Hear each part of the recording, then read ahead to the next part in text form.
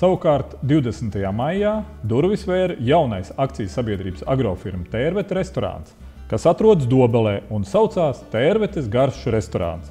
Tur valdīja patīkama atmosfēra, latviski ēdieni, izcila apkalpošana un, protams, Tērvetes alus. Mēs esam pietiekoši mēģinājuši attīstīt tīros ražošanas projektus, bet varbūt netik daudz vēl pievērsāmies tām blakus nozarēm, ar ko nodarbojās agrofirma Tērvete. Tas ir, viena no tām ir šī sabiedriskā ēdināšana. Vieta ir ideāla, te ir Dobeles centrs, baznīca, tirgus laukums vecais, vēsturiskais, ļoti skaista vieta, kur apmeklē turisti, gan ideja, gan interjers, gan ēdienkarte.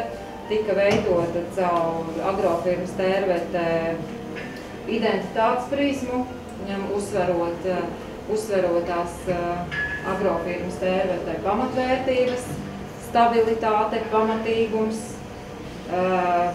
tāds dabiskais šarms un mūsdienīga elegance. Tas viss tika ietverts. Es gribu pateikt ļoti paldies visiem, kas iesaistījās šajā projektā.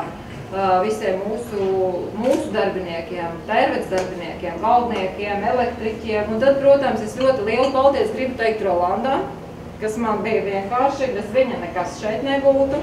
Rolands Bārtuls, kā jau restorāna saimnieks, iepazīstināja klātesošos ar ēdienkarti, īpaši uzsvarot gaļas ēdienus. Ja mums būs gaļas ēdiens, tas būs absolūti skaidri redzams, ka tas ir gaļas ēdiens.